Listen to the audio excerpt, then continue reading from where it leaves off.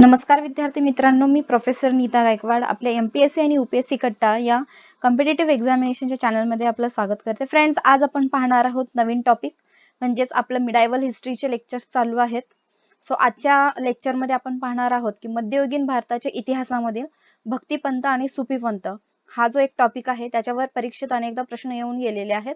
So आपण असे काही महत्त्वपूर्ण प्रश्न पाहणार आहोत जेणेकरून तुम्हाला स्कोरिंग म्हणजे परीक्षेमध्ये जर तुम्हाला जास्तीत जास्त गुण मिळवायचे असतील तर महत्त्वपूर्ण माहिती तुमच्याकडे असायला हवी. तर आज भक्तिपंथ व सुफीपंथ याच्यावरचे महत्त्वाचे प्रश्न उत्तर आपण पाहणार आहोत. लेक्चरला सुरुवात करूयात. Let me just select the highlighter for you, म्हणजे आपल्याला करेक्ट सेंटेन्स तुमच्यासाठी हायलाइट करता येतील. आता इथे पहा, पहिला प्रश्न आहे आपला की भक्तिपंथाच्या संदर्भात खालीलपैकी कोणते विधान चुकीचे आहे. म्हणजे आपल्याला इनकरेक्ट सेंटेन्स ओळखायचा आहे. भक्तिपंथाच्या पुरस्कर्त्यांनी हिंदू धर्मातील जातीभेद, उच्च नीच भेदभाव व इतर अनिष्ट प्रथांना विरोध केला. व आहे भक्तिपंथाने हिंदू धर्मातील यज्ञयाग, कर्मकांड इत्यादी गोष्टीचे महत्त्व वाढविण्यास हातभार लावला. क आहे भक्तिपंथाच्या पुरस्कर्त्यांनी हिंदू व मुसलमान यांना परस्परांच्या अधिक जवळ आणण्याचे कार्य केले. आणि ड भक्तिपंथाने हिंदू धर्माला साधे सरळ रूप देऊन त्या धर्मात सुधारणा घडवून आणली. सो फर्स्ट क आणि ड ही पॉझिटिव्ह सेंटेन्सेस आहेत, परंतु ब जो आहे हा निगेटिव्ह सेंटेन्स आहे. त्याच्यामुळे आपलं जे उत्तर आहे ते ब आहे की भक्तिपंथाने हिंदू धर्मातील यज्ञ या कर्मकांड इत्यादी गोष्टींचे महत्त्व वाढविण्यास हातभार लावला, हे चुकीचं उत्तर आहे.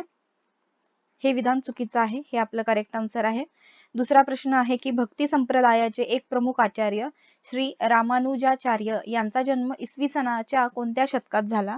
सो यांचा जन्म झाला इसवी सनाच्या 11व्या शतकामध्ये. भक्तिपंथाचे एक पुरस्कर्ते श्री रामानुजाचार्य यांचे सुरुवातीचे शिक्षण कोणत्या ठिकाणी झाले. तर कांची येथे त्यांचे सुरुवातीचे शिक्षण झाले. महाराष्ट्रातील महानुभाव पंथाची स्थापना कोणी केली. हे याचं उत्तर आपल्या सगळ्यांना माहितीच आहे, श्री चक्रधर स्वामी. असे सोपे सोपे प्रश्न परीक्षेला येतात, परंतु आपण आधुनिक भारताच्या इतिहासाला वेटेज देतो आणि त्याच्यामुळे प्राचीन भारताचा इतिहास असेल किंवा मध्ययुगीन भारताचा इतिहास असेल याकडे आपलं थोडंसं दुर्लक्ष होऊन जातं. सो तुमचा स्कोर वाढण्यासाठी मी हे काही छोटेच लेक्चर आहेत, जास्त वेळ तुमचा मी घेत नाहीये, फक्त कमीत कमी वेळात तुमच्यापर्यंत माझं जास्तीत जास्त माहिती पोहोचवण्याचं ध्येय आहे. महाराष्ट्रातील महानुभाव पंथांची स्थापना ही श्री चक्रधर स्वामी यांनी केली. त्याच्यानंतरचा प्रश्न आहे श्री चक्रधर स्वामी यांचा जन्म कोणत्या राज्यात झाला. ठीक आहे, आपण इथे साल पाहिलं की त्यांचा इसवी सनाच्या 11व्या शतकात जन्म झाला, पण रामानुजाचार्य यांचा जन्म इसवी सनाच्या 11व्या शतकात झाला. इथे त्यांचे सुरुवातीचे शिक्षण कांची येथे झाले आणि महाराष्ट्रातील महानुभाव पंथाची स्थापना ही श्री चक्रधर स्वामी यांनी केली. आता इथे आपण पाहणार आहोत की श्री चक्रधर स्वामी यांचा जन्म हा कोणत्या राज्यात झाला. सो याचं करेक्ट आन्सर आहे गुजरात. त्यांचा जन्म गुजरातमध्ये झाला. भक्तिपंथाचे एक पुरस्कर्ते श्री रामानुजाचार्य यांनी कोणत्या देवतेच्या भक्तीचा प्रसार केला. तर रामानुजाचार्य हे विष्णूचे भक्त होते, त्यांनी विष्णू या देवतेच्या भक्तीचा प्रसार केला. नेक्स्ट, श्री स्वामी रामानंद यांनी भारतात सर्वत्र फिरून आपल्या विचारांचा प्रसार केला, पण आयुष्याच्या अखेरच्या काळात ते कोणत्या ठिकाणी स्थायिक झाले. तर आयुष्याच्या अखेरच्या काळात ते काशी या ठिकाणी स्थायिक झाले. श्री स्वामी रामानंद यांनी लोकांना कशाची भक्ती करण्याचा संदेश दिला. तर श्री स्वामी रामानंद यांनी लोकांना राम आणि सीता यांची भक्ती करण्याचा संदेश दिला. भक्तिपंथाचे एक प्रमुख पुरस्कर्ते श्री वल्लभाचार्य यांचा जन्म इसवी सनाच्या कोणत्या शतकात झाला. इसवी सनाच्या कोणत्या शतकात झाला. तर 15व्या शतकामध्ये श्री वल्लभाचार्य यांचा जन्म झाला. श्री चैतन्य महाप्रभू यांचा जन्म कोणत्या प्रांतात झाला. इथे लक्षात घ्या, श्री चैतन्य महाप्रभू यांचा जन्म बंगाल या प्रांतात झाला. पुढचा प्रश्न आहे विजयनगरचा राजा कृष्णदेवराय याच्या काळात कोण हे विजयनगरला गेले आणि त्या ठिकाणी त्यांनी शैवपंथीयांचा जाहीर वादविवादात पराभव केला. सो याचं करेक्ट आन्सर आहे श्री वल्लभाचार्य. श्री चैतन्य महाप्रभू यांनी कोणाचा महिमा वर्णन केला आहे. तर श्री चैतन्य महाप्रभू यांनी कृष्ण भक्तीचा महिमा वर्णन केला आहे. श्री चैतन्य महाप्रभू हे आपल्या आयुष्याच्या अखेरच्या काळात कोठे स्थायिक झाले. तर हे आपल्या आयुष्याच्या अखेरच्या काळामध्ये जगन्नाथपुरी येथे स्थायिक झाले. इथे हे दोन प्रश्न तुम्ही मोस्ट इम्पॉर्टंट म्हणून जरी केले तरी चालतील की श्री चैतन्य महाप्रभू हे आपल्या आयुष्याच्या अखेरच्या काळात जगन्नाथपुरी येथे स्थायिक झाले आणि श्री स्वामी रामानंद यांनी भारतात सर्वत्र फिरून आपल्या विचारांचा प्रसार केला, पण आयुष्याच्या अखेरच्या काळात ते काशी या ठिकाणी स्थायिक झाले. आता पुढचे प्रश्न पाहूयात. जसे की श्री चैतन्य महाप्रभू यांच्या संदर्भात खालीलपैकी कोणते विधान चुकीचे आहे, म्हणजे आपल्याला त्यांच्या संदर्भातलं इनकरेक्ट सेंटेन्स कोणतं आहे ते फाइंड आउट करायचं आहे. सो ऑप्शन ए आपण पाहूया. त्यांना उच्च नीच भेदभाव मान्य नव्हता, बरोबर आहे. त्यांनी कृष्ण भक्तीचा प्रसार केला, दॅट इज करेक्ट सेंटेन्स. त्यांचा जाती व्यवस्थेला विरोध होता, हेही बरोबर आहे. त्यांच्या शिष्य परिवारात मुसलमान व अस्पृश्यांना स्थान नव्हते, तर हे चुकीचं विधान आहे. अशा प्रकारे ते भेदभाव करत नव्हते. पुढचा प्रश्न आहे, संत ज्ञानेश्वर यांचा ज्ञानेश्वरी हा ग्रंथ म्हणजे कोणत्या ग्रंथावरील टीका किंवा भाष्य ग्रंथ होय?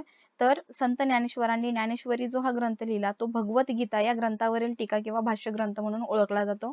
ज्ञानेश्वरी या ग्रंथाचे एकूण 18 अध्याय असून त्यातील ओवी संख्या सुमारे कितवी आहे? हा महत्वाचा प्रश्न आहे की ज्ञानेश्वरी या ग्रंथामध्ये एकूण किती अध्याय आहेत? तर एकूण 18 अध्याय आहेत आणि त्यातली जी ओवी संख्या आहे ती आहे सुमारे 9000 इतकी. आता पुढचा प्रश्न पाहूया की यांनी महाराष्ट्रातील वारकरी संप्रदायाचा किंवा भागवत धर्माचा पाया रचला असे म्हटले जाते. तर भागवत धर्माचा पाया हा संत ज्ञानेश्वरांनी रचला असे म्हटले जाते. संत नामदेव हे जातीने कोण होते? तर संत नामदेव हे जातीने शिंपी होते.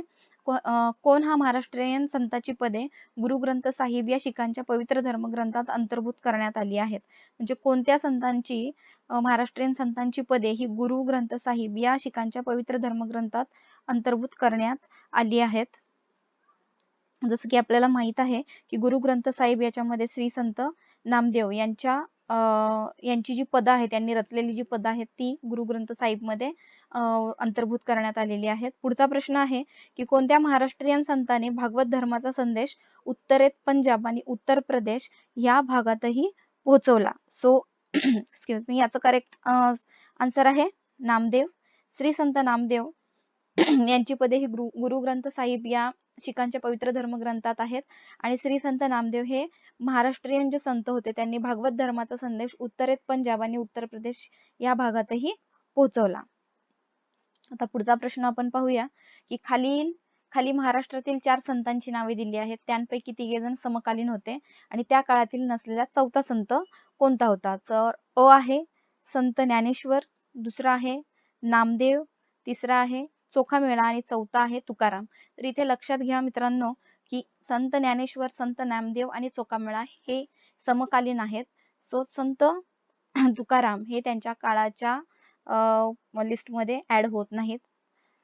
पुढचा प्रश्न आहे की कोण हे शीख धर्माचे संस्थापक होत? शीख धर्माचे संस्थापक गुरु नानक, हे आपल्याला सर्वांना माहित आहे. गुरु नानक यांचा मृत्यू पंजाब मधील कोणत्या गावी झाला? यांचा मृत्यू पंजाब मधील करतारपूर या ठिकाणी झाला. महात्मा कबीर यांचा जन्म इसवी सनाच्या कितव्या शतकात झाला? तर संत कबीर यांचा जन्म इसवी सनाच्या 15व्या शतकामध्ये झालेला आहे. महात्मा कबीर हे कोणाचे शिष्य होते?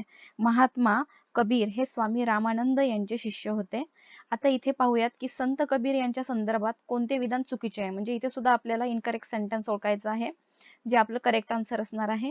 ऑप्शन ए म्हणजे अ आहे, त्यांनी हिंदू मुस्लिम ऐक्याचा संदेश दिला, बरोबर.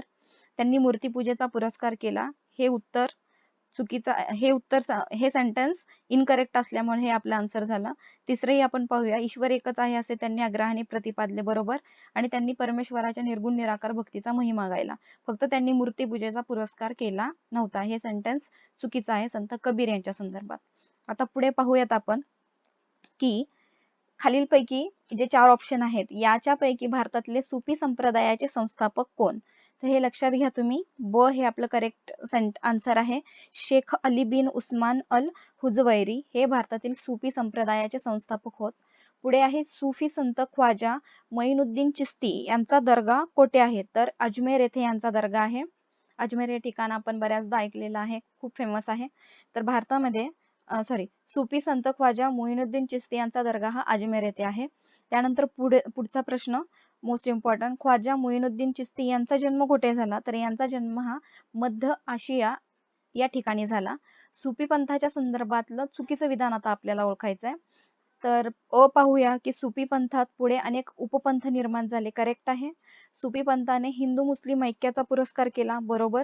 मानव जातीची सेवा हाच खरा धर्म असे सुद्धा त्यांनी सांगितले संतांनी, बरोबर. सुफी संतांनी हिंदू धर्माविषयी द्वेष भावना फैलावली, तर हे चुकीचं आहे. त्यांनी कधीही हिंदू धर्माविषयी द्वेष भावना फैलावली नाही. तर हे आपलं बरोबर उत्तर, but this is the incorrect sentence for दिस.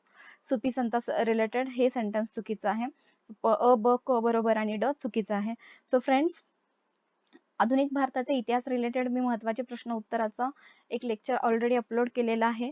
त्याच्यानंतर त्यासोबतच या अगोदरच कालच मी विजयनगर व बहामनी साम्राज्य याच्याशी रिलेटेड महत्त्वाचे प्रश्न उत्तर चा जो व्हिडिओ आहे तो सबमिट केलेला आहे, अपलोड केलेला आहे चॅनेलवर. मोगल साम्राज्यातले सुद्धा आपण काही महत्त्वपूर्ण प्रश्न पाहिलेले आहेत. त्याच्यानंतर आपण आता या उद्याच्या लेक्चरमध्ये आपण पाहूयात की मराठी सत्तेच्या रिलेटेड जे इम्पॉर्टंट क्वेश्चन आन्सर आहेत ते आपण उद्याच्या लेक्चरमध्ये कंटिन्यू करूयात. सो फ्रेंड्स, आणि सर्वात महत्त्वाचं म्हणजे मी अजून एक महत्त्वपूर्ण लेक्चर अपलोड केलेलं आहे, ते म्हणजेच दिल्ली सल्तनतशी रिलेटेड जे काही इम्पॉर्टंट क्वेश्चन्स आन्सर्स आहेत. तर तुम्ही आपल्या चॅनेलच्या जर लिंकवर गेला तर तिथे तुम्हाला सगळे आपले जे व्हिडिओज आपण अपलोड केलेले आहेत आतापर्यंत ते पाहायला मिळतील, जेणेकरून फाफट पसारा न करता कमीत कमी वेळात जास्तीत जास्त महत्त्वपूर्ण माहिती तुमच्यापर्यंत पोहोचवण्याचा आमचा उद्देश आहे. आणि याचबरोबर तुम्हाला मला अजून एक महत्त्वपूर्ण माहिती सांगायची आहे की इंग्लिश मास्टर हा सुद्धा चॅनल आपला आहे. त्याच्यावरती तुम्हाला जर इंग्लिश नॉलेज कमी असेल किंवा तुम्हाला इंग्रजी या विषयाची भीती वाटत असेल, परीक्षेच्या दृष्टिकोनातून जर तुम्हाला इंग्लिश ग्रामरचा अभ्यास करायचा असेल, तर मस्ट विजिट आवर इंग्लिश मास्टर चॅनल. आणि तिथे तुम्हाला सगळ्या प्रकारचे डिक्शनरी रिलेटेड असतील, स्पोकन इंग्लिश रिलेटेड असतील, मग ते हिंदी, मराठी, इंग्लिश तिन्ही भाषेमध्ये तुम्हाला व्हिडिओज तिथे अवेलेबल होतील.